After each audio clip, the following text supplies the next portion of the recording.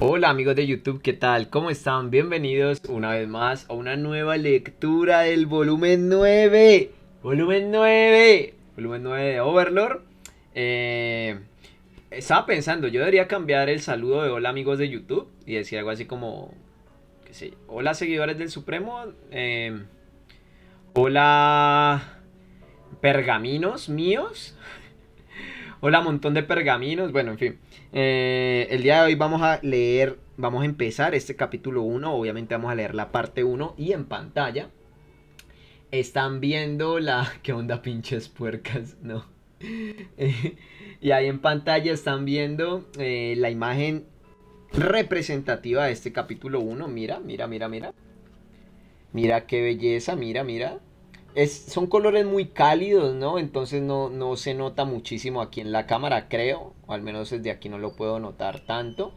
Pero básicamente este momento lo vamos a leer ya. Este es el momento de la parte uno en el que Girnif viaja a la gran tumba subterránea de Nazarick. Y bueno, mientras está en el viaje, está en este carruaje. Vamos a ver, tienen una conversación muy... tienen conversaciones muy interesantes. Vamos a verlo, esta parte es chévere. Es que a mí este capítulo uno es muy bueno, me gusta en su totalidad. Así que vamos allá. Por cierto, el capítulo uno se titula Guerra Verbal. Guerra Verbal, papá. Si se cambia la B, si se cambia una B por una G, queda ah, capítulo uno parte uno. 6 carruajes lujosos corrieron por el campo. El movimiento de los carruajes era sumamente estable, aún avanzando sobre el pasto. Esto se debía, para empezar, a las ruedas. Eran ítems mágicos.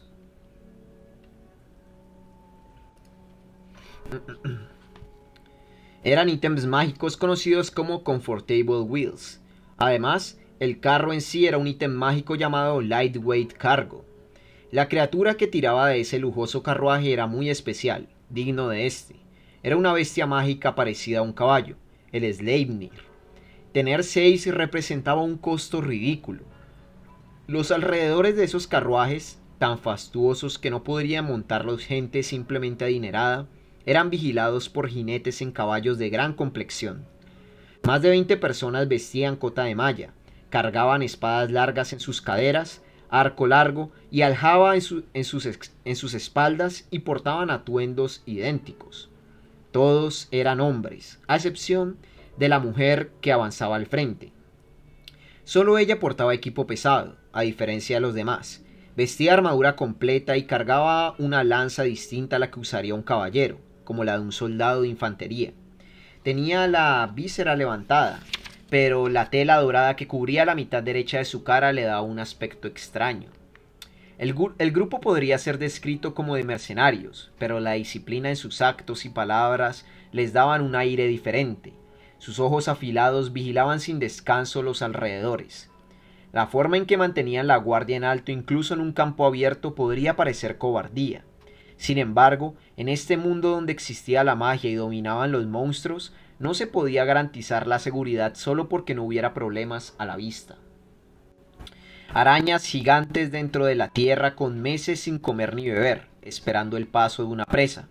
Espectros impuros amorfos con aspecto de neblina que atacaban deslizándose por el aire. Lagartos venenosos con visión petrificadora y efecto a máxima velocidad aunque solo se les viera en el horizonte. Mantenían la tensión en el aire en preparación contra ese tipo de monstruos con poderes letales. Sin embargo, los mercenarios normales no se esforzaban tanto. La evidencia más grande de que no eran simples mercenarios era que había algunos en el cielo invisibles. Volaban paralelamente al grupo, utilizando un efecto similar al de un hechizo de invisibilidad. Había bestias mágicas conocidas como hipógrifos. Esta bestia, resultado de la cruza entre un grifo y una yegua, tenía la mitad superior del cuerpo de un águila y la mitad inferior como de un caballo. Quizá por su sangre equina eran más fáciles de domar que los grifos y populares como montura voladora. Las personas en el aire montaban bestias de este tipo. Las monturas voladoras, aunque estas eran monstruos, se vendían por un precio extraordinariamente elevado. Unos simples mercenarios, por costosos que fueran, no podrían conseguirlas. Esto se debía a que su brusca apariencia de mercenarios era para engañar. Los que avanzaban por tierra en realidad eran guardias imperiales. Los que avanzaban por aire utilizaban un ítem mágico super valioso que los cubría a ellos y a sus monturas con un velo de invisibilidad. Eran la Guardia Imperial Aérea. Ya era obvio, pero en uno de los carruajes iba el emperador Girnif Rune Farlord el Nix. Había varias razones por las cuales mantenían ese aspecto, pero la mayor era que el emperador no podía cruzar el reino acompañado por caballeros, pues equivalía a invadir el territorio de la otra nación. Por lo mismo, los carruajes tenían un exterior austero comparado con el interior, aunque aún así eran más lujosos que un carruaje común. El tercer carruaje, contando desde adelante, era el de Girnif, por lo que tenía seguridad más fuerte que los demás.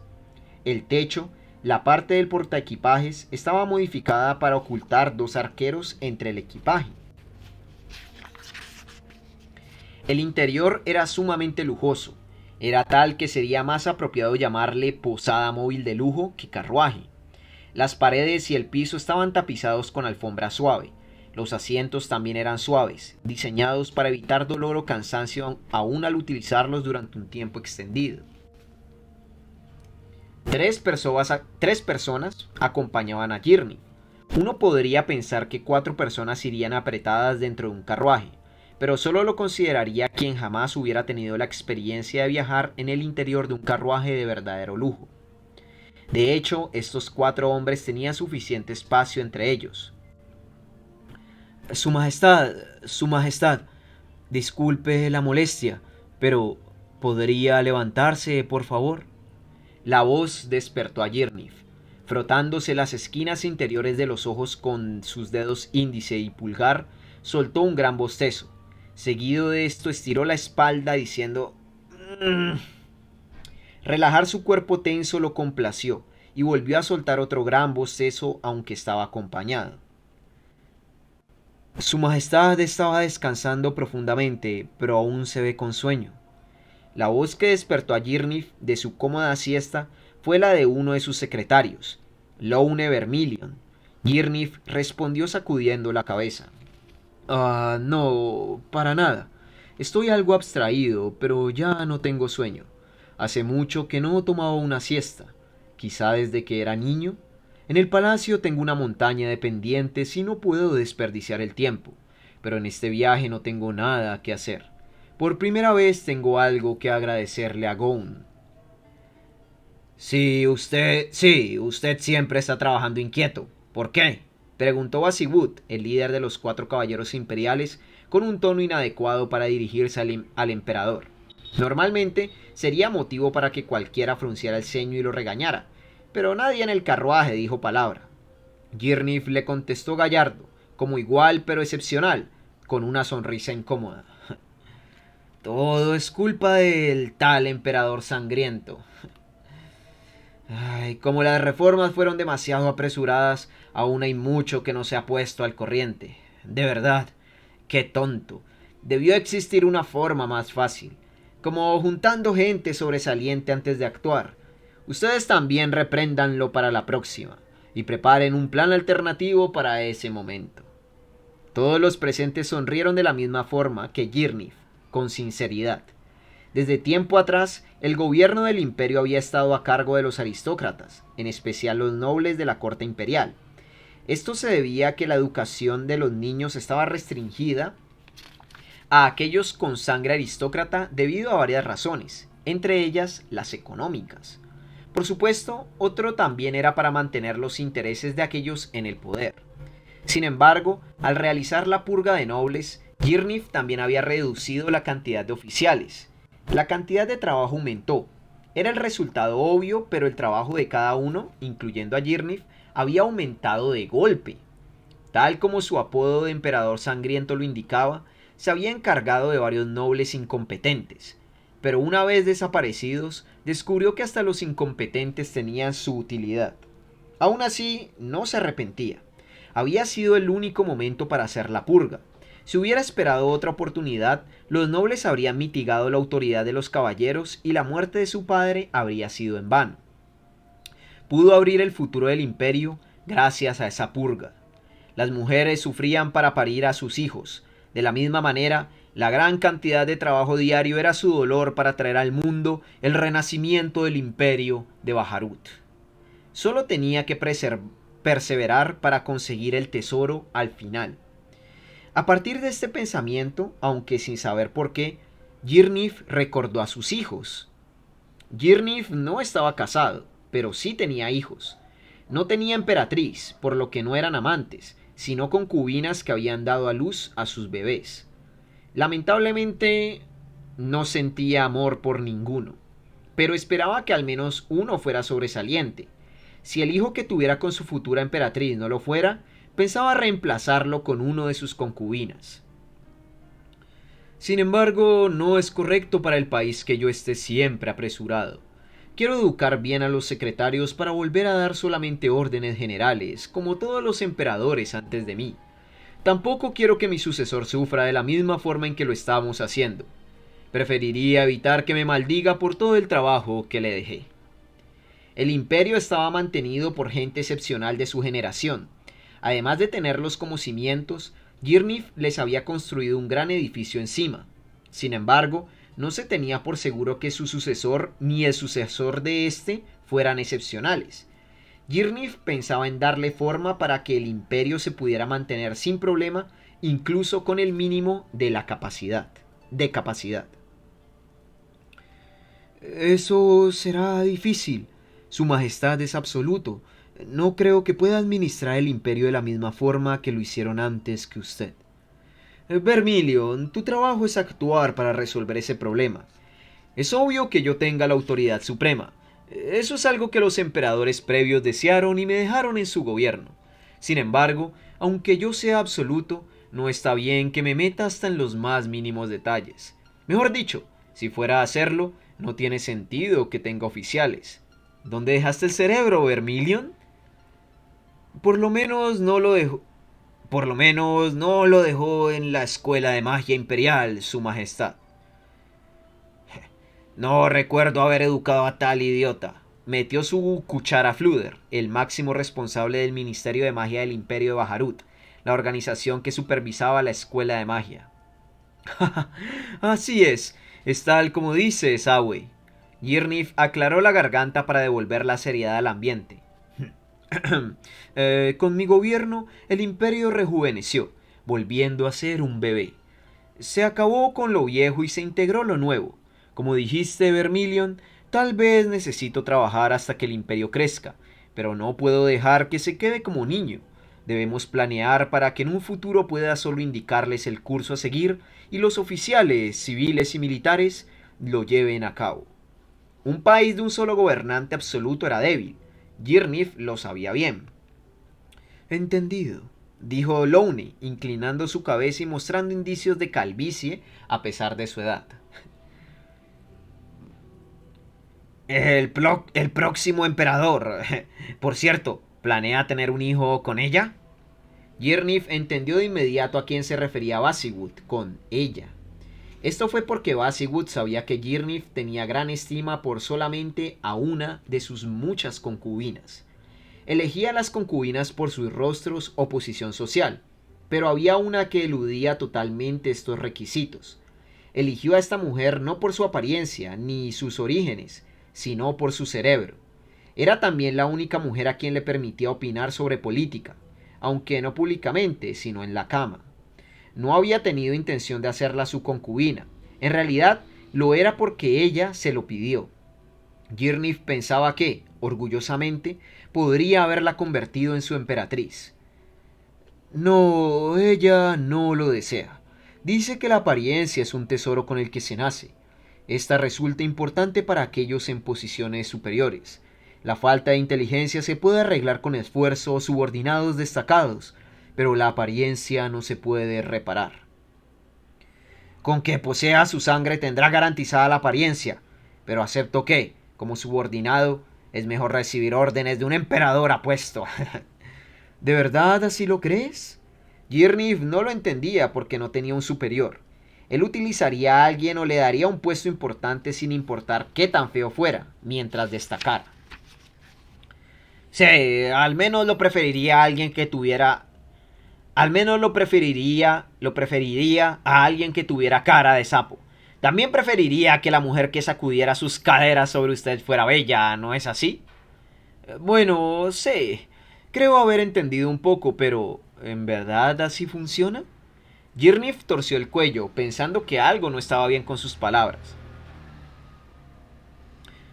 ¿Dónde piensa conseguir a su emperatriz cuando llegue el momento, su majestad? Girnif frunció el ceño ante la pregunta de Fluder. Si la respuesta está dentro del país o de fuera, preferiría a una de fuera. No hay ventaja en conseguir una de dentro. Tiene que ser una de afuera. Pero él proponía aquella mujer misteriosa. Fluder acarició su barba. ¿La princesa Renner? Girnif asintió con rostro amargo. La tercera princesa del reino de Restice. Renner Teyere Chardillion Rile Baiself. La princesa famosa por su belleza y su apodo de Dorada. Había mantenido por varios años su posición en el primer lugar en la lista mental de las mujeres que más le desagradaban a Girnif. Alguien que sí le gustaba era la alcaldesa de Vivart, una de las ciudades de la Confederación de Ciudades-Estado, Cabelia. No entiendo nada de lo que piensa. Cuando escucho lo que la princesa Renner propone para el reino, es como si actuara sabiendo que fracasará. No podía existir alguien así.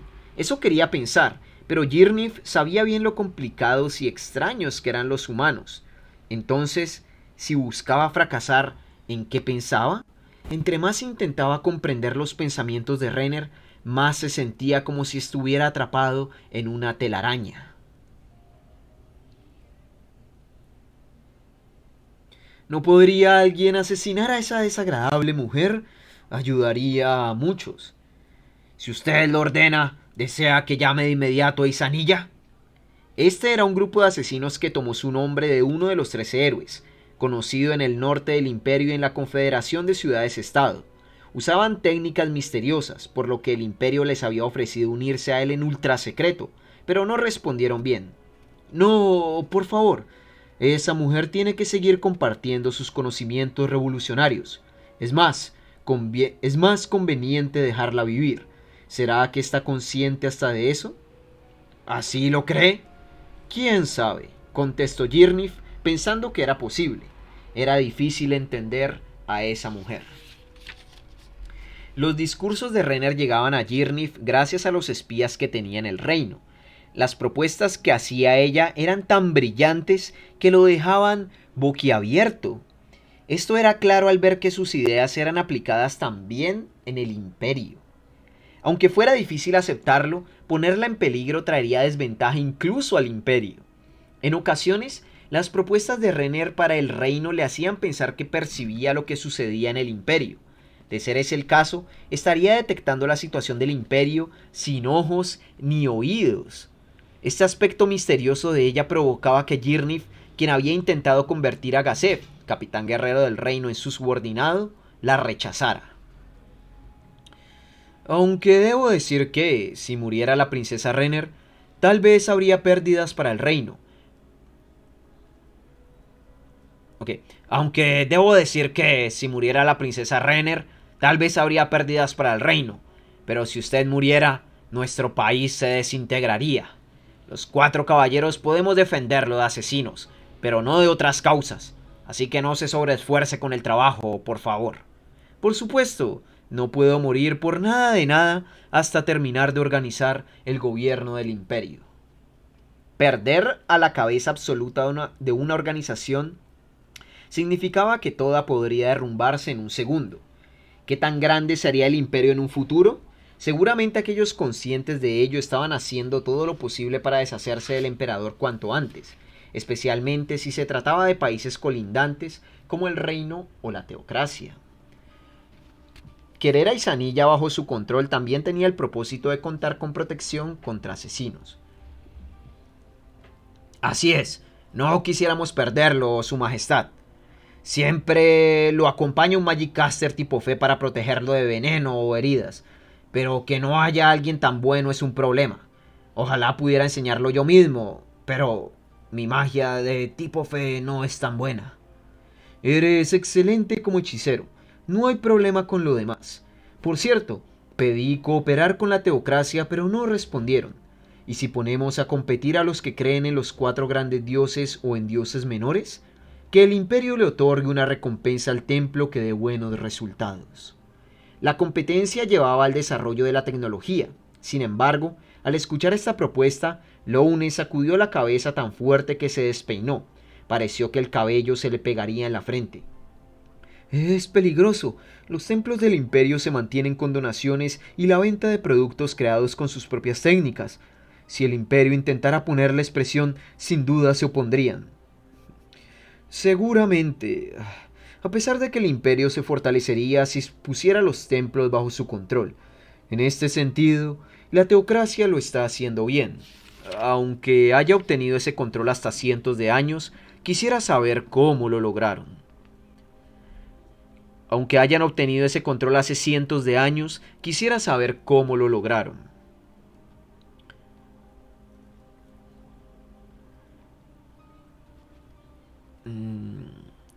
Sí, la magia tipo fe involucra la salud de la gente. Que enlisten como caballeros a gente que puede utilizar magia tipo fe y los formen es algo maravilloso. Solo atacar con espada provoca más heridos y muertos que pelear contra monstruos. Mientras Basiwood, con experiencia de haber arriesgado su vida al pelear contra monstruos, decía, sí, continuó. Personalmente quisiera adquirir magia de resurrección. Con esta habría menos sufrimiento por la muerte de gente talentosa. Pero según escuché, esta magia le roba vitalidad al que la recibe, y un humano normal podría quedar convertido en cenizas. ¿Es verdad? Fluder inclinó su cuerpo hacia adelante, tal vez porque había educado al emperador o quizás porque el tema era su amada magia. En momentos como este hacía deslumbrar sus ojos y hablaba con pasión. El problema era que hablaba demasiado, por lo que Girnif mostró una expresión fatigada para que solo Basiwood y Lowne lo vieran. Es verdad, la magia de resurrección de tipo fe nivel 5, Rise Dead, roba una gran cantidad de vitalidad.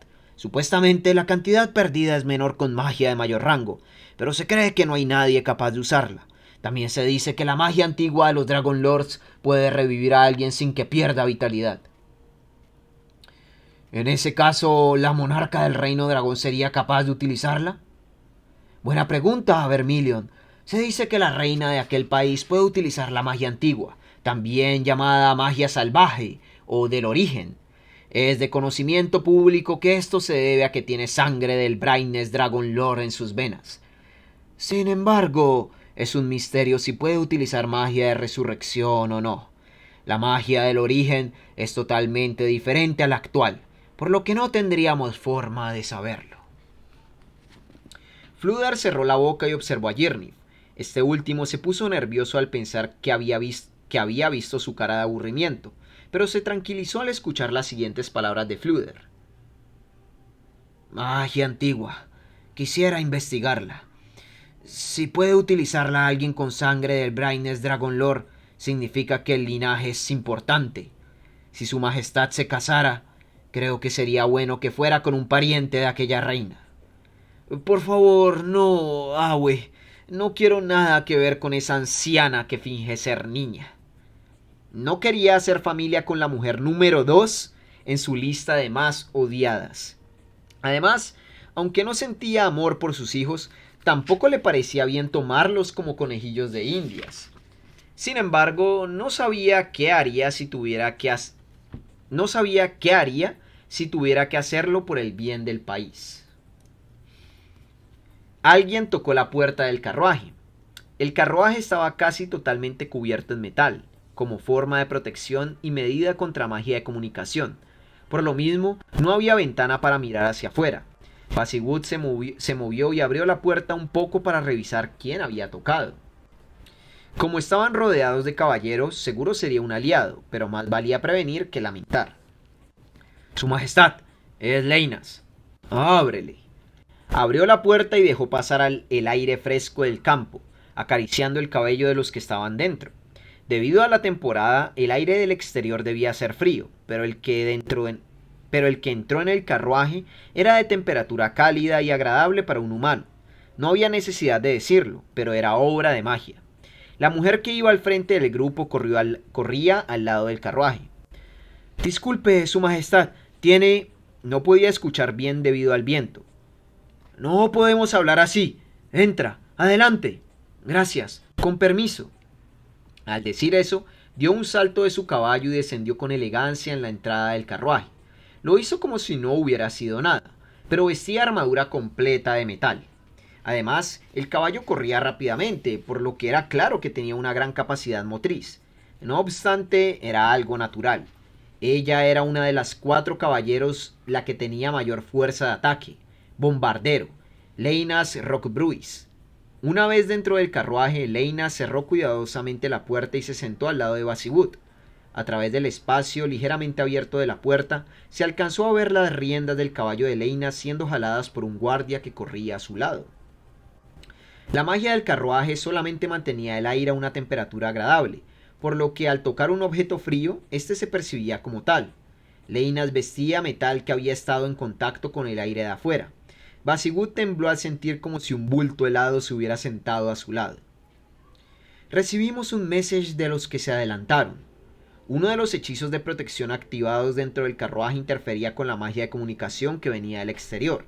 Servía para evitar ser descubiertos por el enemigo, pero también impedía la comunicación por message. Por lo tanto, se había decidido que los message llegarían a ella, la guerrera encargada de escoltarlos. Las tropas de vanguardia llegaron a la gran tumba subterránea de Nazarick. Les dieron la bienvenida después de comunicarle a las mates que se encontraban en la cabaña en ese lugar la hora aproximada de la llegada de su majestad. Mates, no era una tumba subterránea. Mates, ¿no será una de esas situaciones como de los países donde antiguamente enterraban a los reyes con sus mates?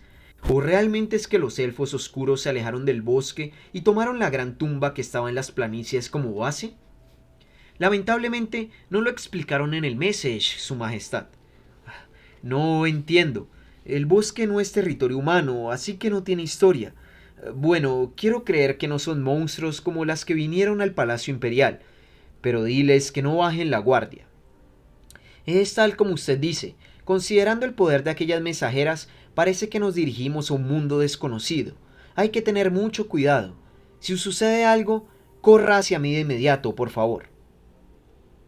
¿Acaso eso significa que en el peor de los casos huiremos con teletransportación? Fluder sonrió, como afirmando. En ese caso, nosotros le conseguiremos el tiempo necesario. Sin importar cuántos sean, hay que ganar el suficiente para que escape. Basibut sonrió orgulloso, pero su compañera Leinas no dijo nada. Más que un silencio de consentimiento parecía de disensión, pero nadie hizo algún comentario al respecto. En primer lugar, a pesar de su posición como una de los 4 caballeros imperiales, no había jurado lealtad a Girnith. Simplemente lo obedecía porque le traía ventajas, pero si Bombardero encontrara a alguien más que pudiera cumplir su deseo, abandonaría su posición de inmediato. En otras palabras, era un caballero de poca lealtad. Los 4 caballeros habían sido elegidos solo por su poder, sin prestarle atención a su personalidad o fidelidad. No obstante, era cierto que nadie carecía de lealtad tanto como ella. Aún así, la habían traído como guardia porque necesitaban dejar atrás al otro caballero, Ráfaga, Nimble Arc Dale Anok. Si aún estuviera vivo inamovible, podría haber tomado su lugar. Discúlpenme un momento. Leina sacó un pañuelo de su bolsillo y lo acercó al lado derecho de su cara. La cortina dorada que cubría la mitad derecha de su cabeza era su cabello. Metió el pañuelo debajo de este y se limpió. El pañuelo se tornó amarillo. Había absorbido bastante pus. Lo lamento, pero pensaré en mi propio bienestar antes que nada. Discúlpenme. Sí, está bien. Esa fue la promesa, o mejor dicho, el trato que hicimos al convertirte en una de las 4 caballeros imperiales. Ya veo, así que eso harán ustedes. Si me disculpan, Yo estaría... Ok, ya veo. Así que eso harán ustedes. Si me disculpan, yo estaré por ahí hecho bolita para no estorbar. Lone dijo esas palabras con expresión seria y la intención, bastante obvia, de aligerar el ambiente. Se escucharon risas incómodas. Bien, ¿cuánto nos tardaremos en llegar a Nazarick con nuestra velocidad actual? Al escuchar la pregunta de Girnif, Lone sacó un reloj de su bolsillo y confirmó la hora. A continuación miró a Leinas y, después de que ella sintiera, dijo: avanzamos según el plan, por lo que me parece que llegaremos en una hora. Bien, será pronto. Veamos qué prepara Insolgón para nosotros. Fin de la parte 1. Y con esto, gente, hemos terminado toda esta conversación de Girnif en el carruaje con sus subordinados, esperando a ver qué rayos ocurrirá en Nazarick. ¿Qué rayos es Ainsolgón? ¿Quién es? ¿Por qué tiene mates? ¿Qué putas pasa con este hombre? Ay, Girnif, compañero, si supieras, si supieras. La siguiente parte va a estar muy divertida. Va a estar súper divertida, ya verán, la siguiente parte es muy chévere. Pero bueno, chicos, por aquí lo iré dejando. Espero que les haya gustado. Muchísimas gracias por acompañarme una vez más. Y aquí en pantalla están apareciendo los chicos que me han apoyado alguna vez por medio de Patreon, por medio de suscripción en Twitch y por medio de la donación de bits. Gracias especiales a Critian por ser mi donador de esta semana. Muchas gracias también a Hayakos, que lleva 6 meses, Magder 5 meses, Hati 4 meses, Dan Pove 3 meses, Bramador, Steve, Jack, Zampa Trampa, Juancho Rosas y Novatillo llevan 2 meses. Y obviamente también muchas gracias a todos los demás que me han apoyado con su suscripción alguna vez. Espero que les haya gustado y nos veremos en la próxima. Adiósito.